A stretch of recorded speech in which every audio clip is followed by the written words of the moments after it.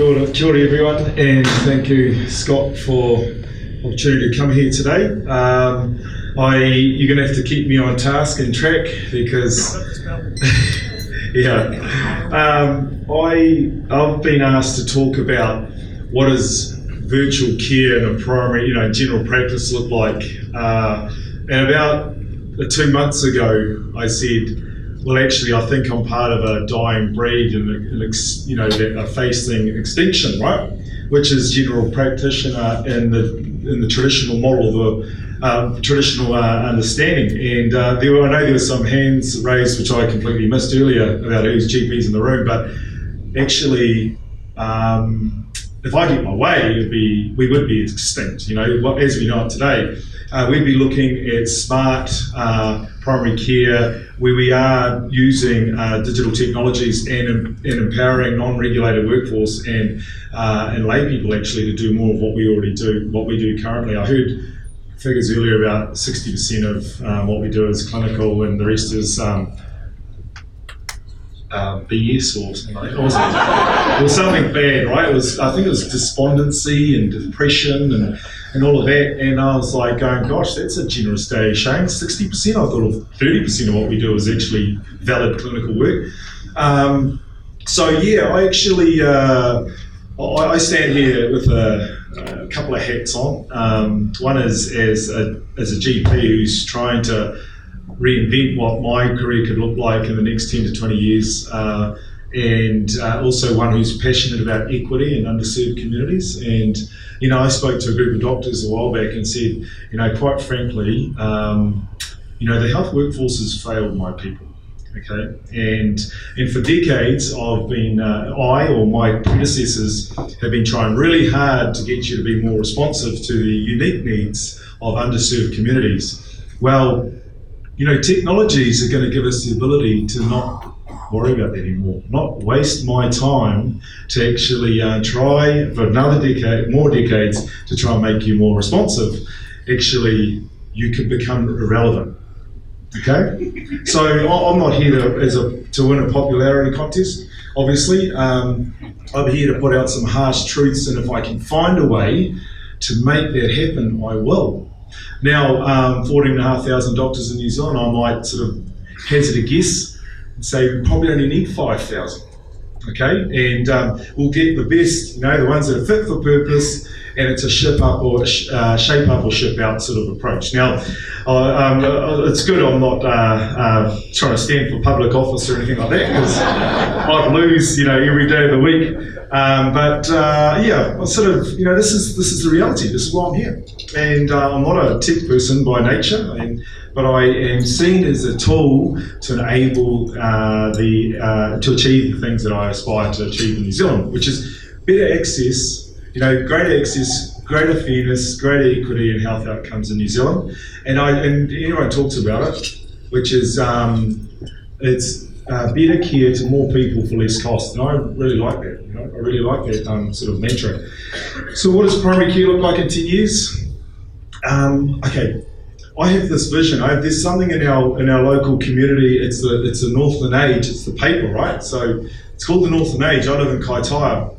And unfortunately, they won't be around in 10 years, but I'm just sort of pitching what a 10-year front page of the Northern Age looks like.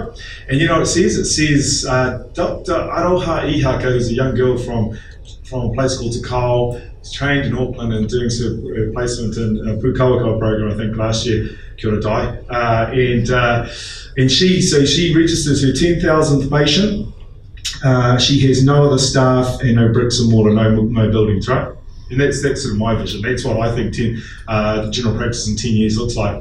Because, the cloud-based patients who, hold on to your seats, they get their cardiovascular risk assessment done at their hairdressers while they're sitting there. They get an app and a symptomatology sort of questionnaire. They get a Bluetoothable sigma manometer and a pulse oximeter and scales and all this jazz. So you can have a cardiovascular risk assessment sitting in your hairdresser's, barber's, in my case,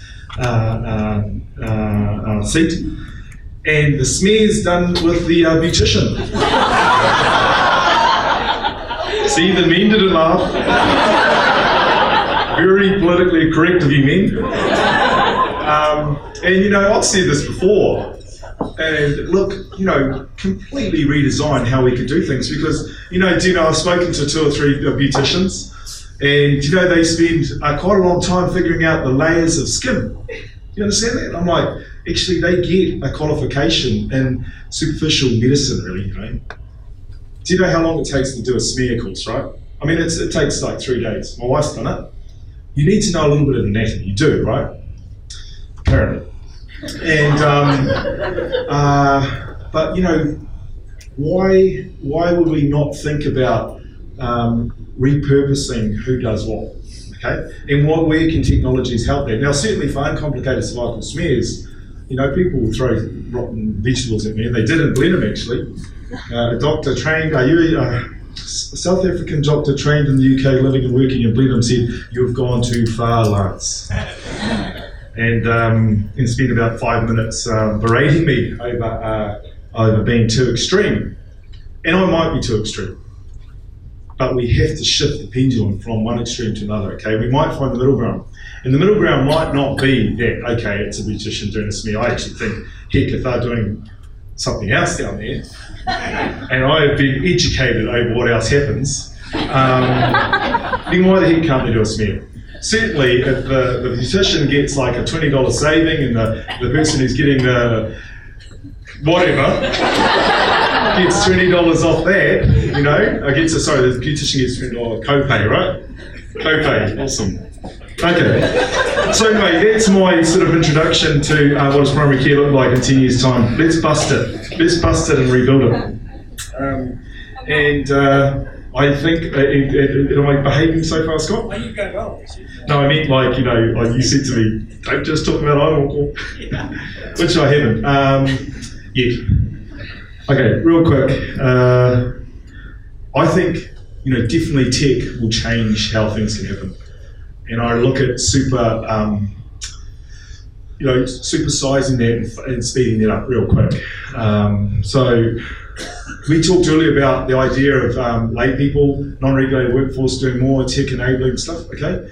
So everyone, there's probably half this room has heard me talk before, is that right? How many have heard me talk before? Yeah, okay, see, pretty good guess.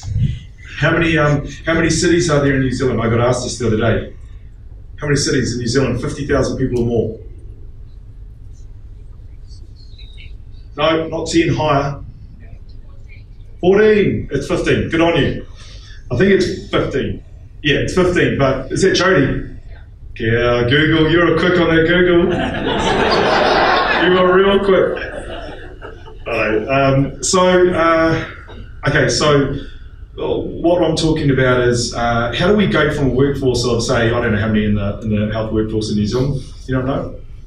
20,000? 100,000? Unregulated. So what's our regulated sort of qualified ones? 20,000? 30? No, it's around 70 odd. Doctors are only 10. Okay. So, how do we counter this idea of shrinking workforce, retiring workforce, my response to that is more lay people, giving them all the jobs we do, enabling them with tech. So Beryl's a lady, she's a centre manager at ABC in Kaitaia. She gets trained how to use a bit of digital tech, real simple, low level. I don't know how we got finalists in high tech awards because it's not really high tech. And I got a special mention on my head. Wasn't highly commended. Very cool. Talk about a plug, eh? How can we get her in less than half an hour, teach you how to use some tech and become a health deputy? Well, with an app. Some digital devices. She can do an assessment on a child. She can take this information for this child, send it to us, which shows a photo of a child with a swollen ankle. The child has a low-grade temperature of 37.9 and a little sore just on the inside of this child's ankle. She does a video which shows the child how to walk. She sends that to me. I'm on a plane somewhere between Kaitaia and Auckland. I do an electronic referral to the local hospital. The child goes to the hospital getting IV antibiotics, okay, Kaitaia Hospital, and just imagine this was all done in the cloud and it took 6 minutes, okay? Well, that's what's happening. That happened 2 weeks ago. Now that's the worst case scenario, but the good thing is here that the X-ray that followed up didn't show osteomyelitis, which all the clinicians, nurses and doctors in the room would understand, because it was an early save by digital health platform. Okay, so it didn't cost $50,000, which is what it would cost to treat osteomyelitis, not including the social costs.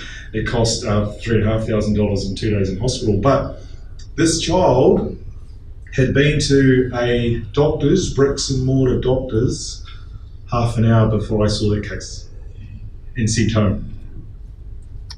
So if anyone thinks that I'm overcalling it, saying we need to bust things and rebuild them, then come and have a conversation with me afterwards, because it's not, in some cases it's not broken, it's just not even there. Okay? So that's what I do. I think, we can, this is an example, and that's it. Was that the 2 minute or the time thing? Okay, I'm finished, I think. One more thing.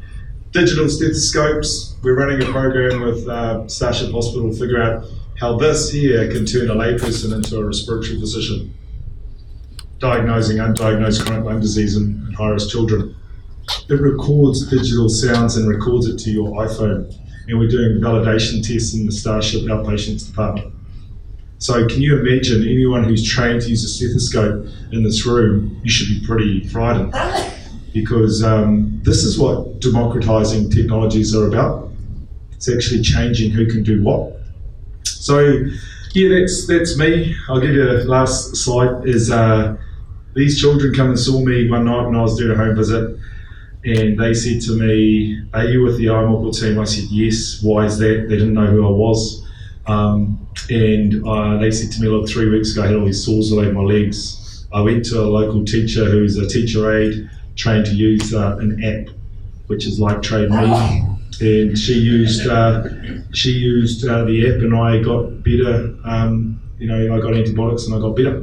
So 3 important things. I was invisible, and I think many of our clinicians in the room, and I'm sure that we've already got the early adopters, not the laggards here, believe that we don't need to be at the face of everything, number one. Number two is they see a teacher aide as someone who can be their health provider, not doctors and nurses.